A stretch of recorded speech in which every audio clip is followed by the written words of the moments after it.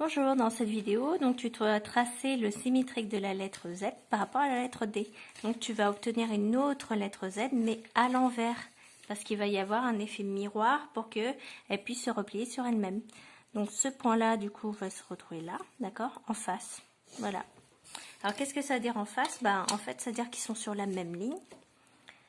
Il faut que cette ligne, en fait, il faut que ce segment formé entre un point et son symétrique soit perpendiculaire à la droite D, il faut que ça passe, il faut que la droite D passe par le milieu, c'est-à-dire que l'axe de symétrie D de la figure, c'est aussi l'axe de symétrie de ce segment, entre un point et son symétrique.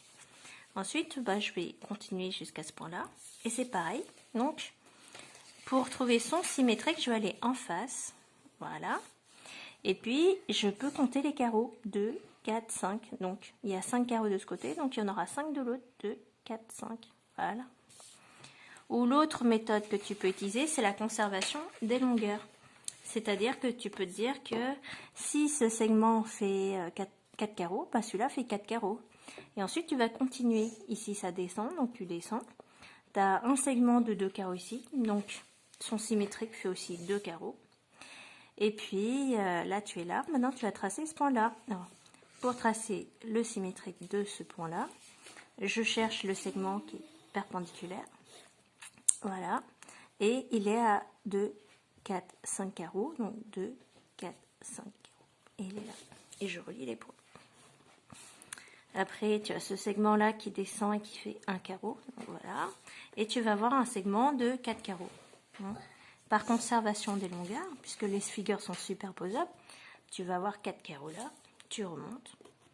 Voilà. Tu as ensuite un segment de 2 carreaux.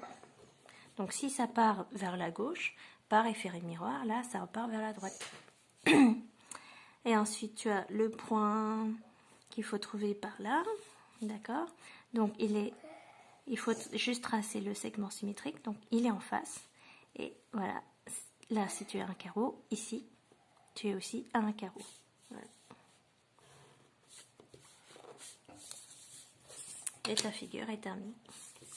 Alors là, tu vas utiliser le même principe, c'est-à-dire ta figure va être inversée. Donc, le principe, tu vois que par rapport à autrefois, c'était intuitif jusqu'ici. Maintenant, on va aller sur des figures qui sont de moins en moins intuitives. Et tu vas devoir en fait utiliser la propriété que si D est l'axe de symétrie de la figure, elle est aussi l'axe de symétrie du segment. Et donc sa médiatrice. Voilà. Donc, tu dois t'arranger pour qu'à chaque fois, D soit la médiatrice.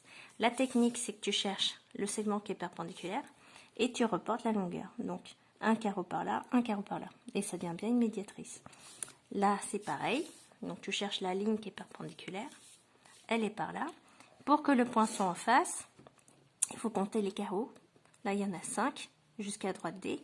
Donc, tu repars de ce point-là et tu fais un nouveau 5 carreaux. Voilà, donc nous on a fait ça et ça. Maintenant on va descendre. Par conservation des longueurs, on a 3, 6 carreaux vers le bas. Voilà. Par conservation des longueurs, on a 2 carreaux par là. Ensuite on remonte 2, 3 carreaux. Et la figure est terminée. Voilà. Alors ici, ça devient de moins en moins intuitif. On devine que ça va faire à peu près quelque chose comme ça. Et là, l'intérêt, c'est vraiment de le faire point par point. Donc je vais en face, d'accord, perpendiculairement. Il y a conservation des longueurs. Donc, comme la droite D doit passer par le milieu, un carreau ici, donc tu as un carreau là. Comme ça, la droite D passe bien par le milieu. Et là, c'est pareil. Tu as 4 carreaux, donc pour trouver le point en face, tu fais encore 4 carreaux. Donc là, on a fait ça. Maintenant, on va revenir ici. Alors, pour avoir ce point-là, c'est pareil. Je repars là. Et je compte le nombre de carreaux. 2, 4, 6. Donc ici, on a 2, 4, 6. Et là, donc, 3 carreaux par ici. Donc, 3 de l'autre.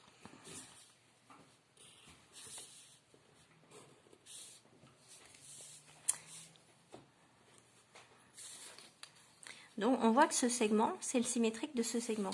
Qu'est-ce qui peut se passer, en fait, si je les prolonge par des droites? Eh bien, hop, ils vont tous se couper sur l'axe de symétrie. Voilà. C'est une autre propriété qu'on va voir au fur et à mesure qu'on va faire ces figures. C'est que si on devait avoir deux droites qui se coupent par symétrie, elles se couperaient sur l'axe D. Voilà. Alors cette figure-là est intéressante parce que du coup, tu vas